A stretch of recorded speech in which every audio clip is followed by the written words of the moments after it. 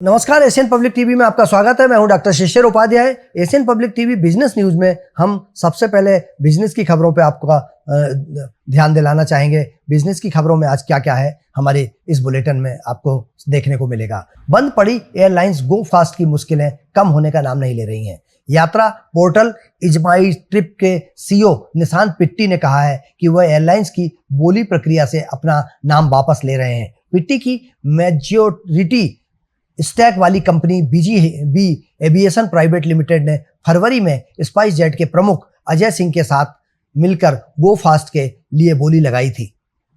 गो fast दिवाला समाधान प्रक्रिया से गुजर रही है। पिट्टी ने कहा कि विचार करने के बाद उन्होंने अपनी व्यक्तिगत क्षमता में गो फास्ट के लिए बोली वापस लेने का फैसला किया है। बीजीबी एविएशन पिट्टी और अजय सिंह का जॉइंट वेंचर है। अजय सिंह स्पाइस जेट के एमडी हैं और कंपनी में उनकी 37.95% हिस्सेदारी है। पिट्टी ने एक बयान में कहा है कि यह निर्णय मुझे अन्य रणनीतिक प्राथमिकताओं और पहलों पर बेहतर ध्यान केंद्रित करने में मदद करेगा, जो हमारी दीर्घकालिक दृष्टि और वृद्धि उद्देश्यों के साथ जुड़ी हुई है। इससे पहले हाल ही में दिल्ली उच्च न्यायालय ने गो फास्ट को पट्टे पर दिए गए 54 विमानों को वापस लेने की अनुमति दी थी।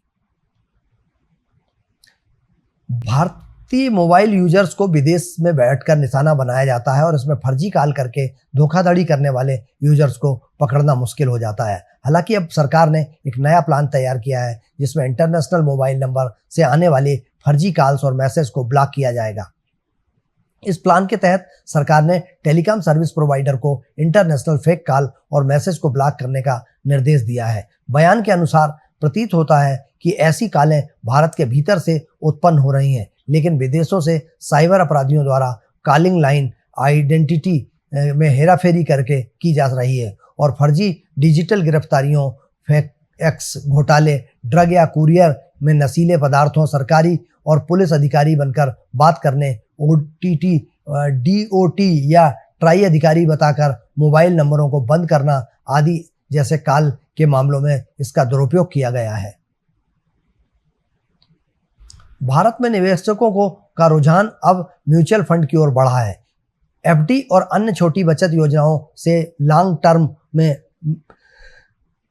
म्यूचुअल फंड के लगभग दोगुना रिटर्न देने की वजह से यह खूब लोकप्रिय हो रहे हैं। म्यूचुअल फंड में एसआईपी के जरिए खुदरा निवेशक ज़्यादा पैसा लगा रहे हैं। खास बात यह है कि मल्टी कैप फंड के रिस्क यहाँ स्मॉल कैप फंड के कम है। वहीं इस फंड का औसत रिटर्न लार्ज कैप फंड के अब तक ज़्यादा ही रहा है। मल्टी कैप फंड में बीते 5 महीनों में सालाना आधार पर औसत 19.21%, 3 साल में 31.01%, 10 साल में 20.09% सालाना मुनाफा दिया है। मल्टी कैप म्यूचुअल फंड में अब 100 रुपये से भी निवेश शुरू कर सकते हैं।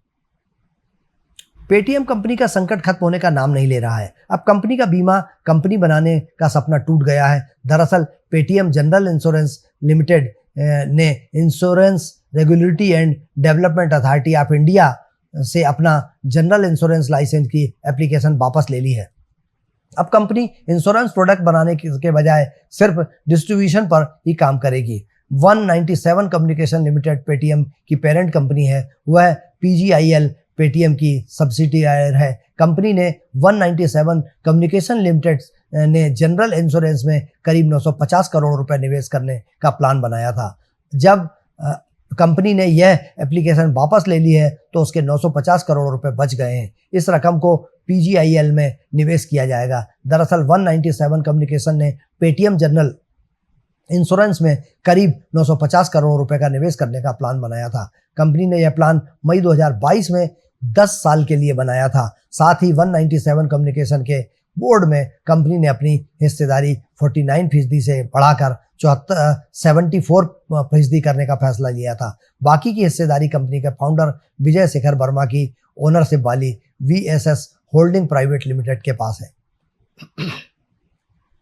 भारतीय फिटनेस कंपनियों भारत पे और फोन पे ने पे प्रत्यार्पण वाले ट्रेडमार्क के इस्तेमाल से जुड़े लंबे समय से चले आ रहे कानूनी विवादों को निपटाने की घोषणा की है। दोनों कंपनियां पिछले 5 वर्षों में कई अदालतों में लंबे समय से चल रहे कानूनी विवादों में उलझी हुई हैं। भुगतान सेवा प्रदाताओं से एक संयुक्त प्रेस विज्ञप्ति में कहा है कि समझौते से सभी खुली न्यायिक कार्रवाई समाप्त हो जाएगी। प्रेस विज्ञप्ति में कहा गया है कि दोनों पक्षों ने ट्रेडमार्क रजिस्ट्री में एक दूसरे के खिलाफ सभी विरोधों को वापस लेने की पहल की है और उसका कदम उठाया, जिससे उन्हें अपने अपने चिन्हों के पंजीकरण के लिए आगे बढ़ने में मदद मिलेगी।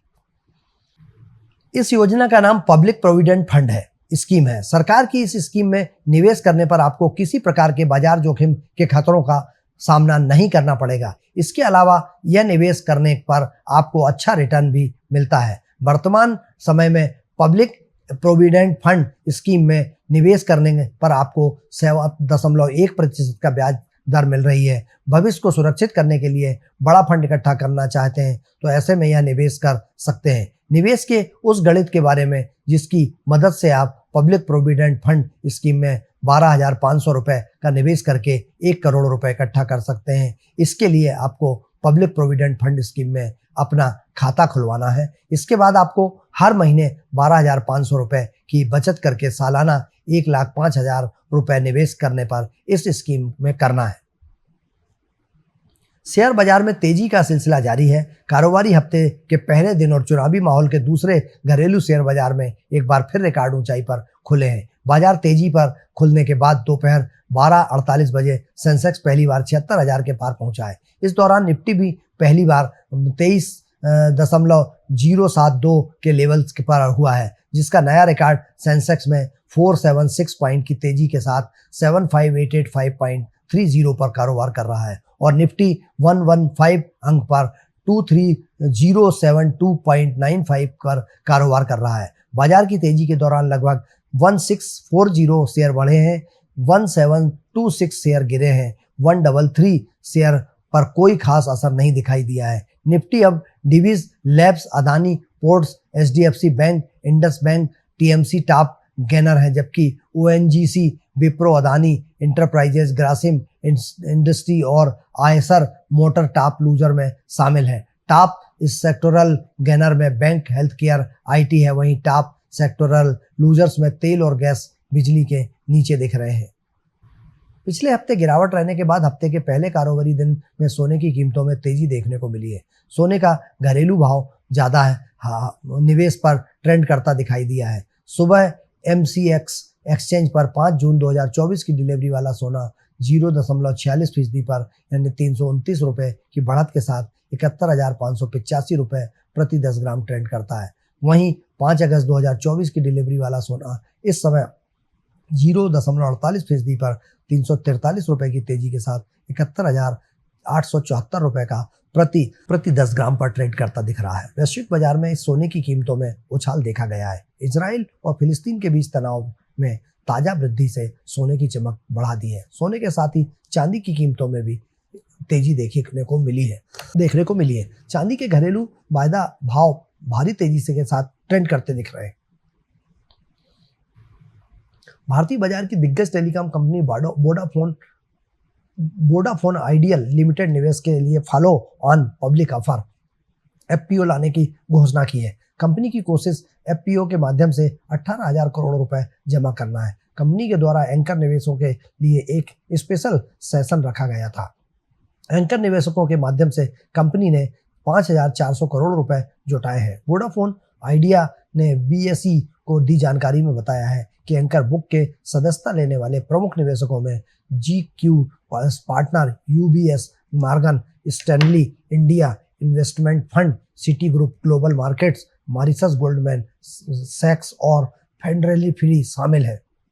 वोडाफोन आइडिया के अनुसार उनके निदेशक संपत्ति ने एंकर निवेशकों की कंपनी में 4,90,999.08 इक्विटी शेयरों के आवंटन को मंजूरी दे दी है। इसके पहले वोडाफोन आइडिया के निवेशकों मंडल ने 18.000 करोड़ रुपए तक के इक्विटी शेयर के अनुवर्ती सार्वजनिक निर्गम एफपीओ को मंजूरी दी है। जी इंटरप्राइजेज लिमिटेड ने culvert max entertainment private limited, पहले सोनी पिक्चर नेटवर्क इंडिया के नाम से जाना जाने वाला, और इसकी सहायक बंगला एंटरटेनमेंट प्राइवेट लिमिटेड से $1,750 करोड़ टर्मिनेशन फीस की मांग की है। यह मांग जनवरी में बिलियन मर्जर डील को छोड़ने के लिए उनके निर्णय से प्रभावित होती है। यह डील और कलवर मैक्स एंटरटेनमेंट प्राइवेट के बीच दिनांकित मर्जर कोऑपरेशन एग्रीमेंट समाप्त होने के संबंध में है। लिमिटेड और बंगला एंटरटेनमेंट प्राइवेट का राष्ट्रीय कंपनी कानून अधिकरण के समक्ष कंपनी का आवेदन मुंबई ने व्यवस्था की संयुक्त योजना को लागू करने और उक्त आवेदन को वापस लेने के लिए निर्देश चाहा है। कंपनी ने एमसीए के तहत कल्चर मैक्स और बीआईपीएल की उल्लंघन के कारण एमसीए को समाप्त कर दिया है और एमसीए के प्रावधानों के अनुसार कलवर मैक्स और वाईपीएल से टर्मिनेशन फीस मांगी है। जी ने एक्सचेंज के लिए एक पत्र में कहा है।